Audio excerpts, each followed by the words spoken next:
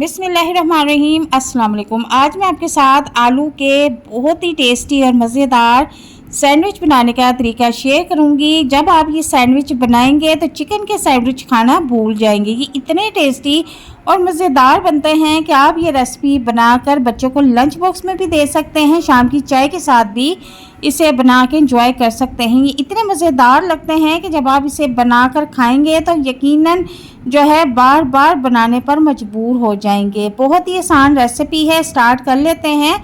बिस्मिल्लाहिर्रहमानिर्रहीम। यहाँ पर मैंने तकरीबन आधा किलो आलू लिए हैं। इनको मैंने बॉईल कर लिया था सिंपली, और इसके बाद इनके छिलके उतार लिए थे और इनको मैश कर लेना है। ठीक है, मैश करने के बाद अब यहाँ पर मैंने 2 अदद दरमियाने साइज़ के प्याज, देखिए आप बिल्कुल मैंने बारीक चॉप किए हुए हैं, वो इसमें ऐड कर देंगे।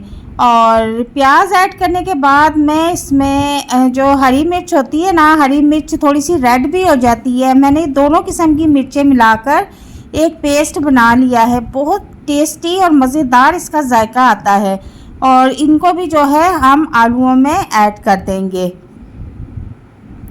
तो जनाब, हरी मिर्च का पेस्ट ऐड करने के बाद अगली चीज़ जो मैं इसमें ऐड करूँगी वो है नमक। नमक हम टेस्ट के मुताबिक ऐड कर देंगे।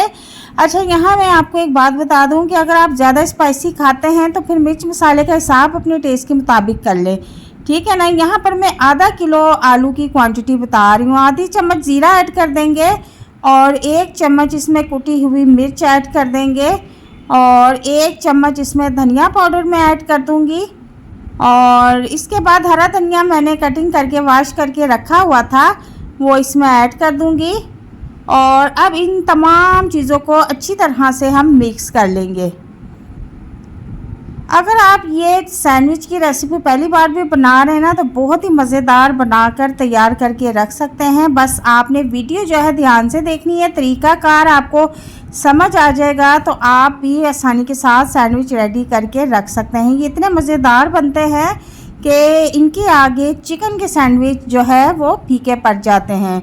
यहाँ पर मैंने जो है मसाला सारा अच्छी तरह से मिक्स कर लिया है, और अब इस दौरान आपने नमक टेस्ट कर लेना है कि नमक कम तो नहीं रह गया, पूरा कर लेना है आपने, ठीक है। और यहाँ पर देखेंगे मैंने अच्छी तरह से मिक्स करके रख लिया। अब यहाँ पर मैंने ब्रेड ले ली है। ब्रेड आप छोटे या बड़े साइज़ की जो दिल करता है ले लें। यहाँ मैंने एक ब्रेड का स्लाइस ले लिया है, और उसके ऊपर इस तरह से हम कांटे की मदद से जो हमने आलू का पेस्ट बनाकर तैयार किया है वो इसके ऊपर जो है लगा देंगे इस तरह से। अब ये आपकी मर्ज़ी है, आप इस पर कम लगाएं या ज़्यादा लगाएं, वो आपके ऊपर डिपेंड करता है। अब इसको इस तरह से कवर कर देंगे और एक साइड पर रख देंगे। इसी तरीके से मैंने काफ़ी सारे स्लाइसेस रेडी कर लिए हैं और उनके साइड पे रख देंगे। अब यहाँ पर मैं 3 से 4 अदद अंडे ले लूँगी।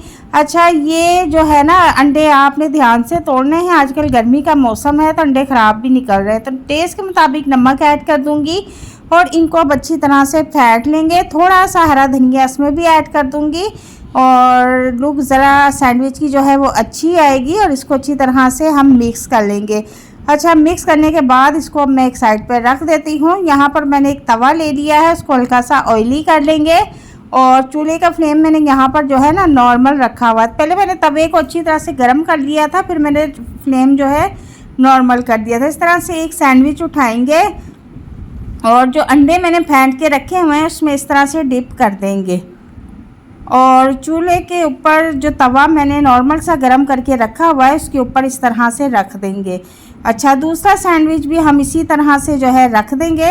अब मेन जो पॉइंट वाली बात है वो ये है कि यहाँ पर आपने चूल्हे का फ्लेम नॉर्मल रखना है। इससे क्या होगा कि आपकी जो सैंडविच है वो क्रिस्पी क्रिस्पी गोल्डन गोल्डन बनेंगे। अब एक साइड से गोल्डन बड़ा प्यारा कलर आ गया, दूसरी साइड से भी गोल्डन कलर हो चुका है। तो मैं अब इसे उतार के प्लेट में जो है आपको दिखाती हूँ। यहाँ ज़रा इसकी लुक चेक करें कि कितना ज़बरदस्त मज़े का लग रहा है, और बहुत ही टेस्टी ये बनके तैयार हुआ था। और अब मैं इनको प्लेट में निकाल के एक साइड पे रख दूँगी। अच्छा, अब दूसरा तरीका क्या है कि मैंने कुछ जो है सिंपल सैंडविच भी जो है इस पर फ्राई किए थे, क्योंकि मुझे जो है बग़ैर अंडे वाले सिंपल सैंडविच पसंद थे। तो इस वजह से मैंने अपने लिए भी जो है कुछ इस तरह से सादे सैंडविच भी रेडी किए हैं। तो इनके ऊपर हल्का सा ऑयल लगा देंगे, और इनकी भी साइड अप चेंज कर देंगे, ये हल्के हल्के से जो है सिक चुके हैं और इनको भी अब मैं उतार के आपको प्लेट में दिखाती हूँ। तो यहाँ पर जो हमने अंडे वाला सैंडविच रेडी किया था वो अब रेडी है और इसकी इस तरह से हम कटिंग कर लेंगे। बहुत ही आसानी के साथ इसकी कटिंग हो जाती है। अगर आपके पास पिज़्ज़ा कटर नहीं है तो आप छुरी के साथ भी इसकी कटिंग कर सकते हैं। ठीक हो गया। अब इसको हम एक साइड पे रख देंगे। सारे स्लाइसेस इसी तरह कटिंग करेंगे, लेकिन इसी दौरान मेरी एक छोटी सी आपसे गुजारिश है कि अगर आप मेरे चैनल पर नए हैं तो काइंडली मेरे चैनल को सब्सक्राइब कर दें, बेल आइकन को प्रेस कर दें ताकि मेरी आने वाली मज़े मज़े की वीडियो आप तक लाजमी पहुंचे। और ये जो बगैर अंडे के मैंने सैंडविच फ्राई किए थे उनको भी मैं सेंटर से कटिंग कर लूँगी। अब आपने मुझे कमेंट में बताना है कि अंडे वाले ज़्यादा मज़ेदार लग रहे हैं या बगैर अंडे वाले जो सैंडविच हैं वो ज़्यादा मज़ेदार लग रहे हैं। तो उम्मीद करती हूँ कि आज की रेसिपी आपको बहुत पसंद आएगी। आप एक बार इस रेसिपी मेरे कहने पर ज़रूर बनाएंगे। इतने टेस्टी और मज़ेदार बनते हैं कि आप जो है बार बार बनाने पर मजबूर हो जाएंगे। अल्लाह हाफिज़।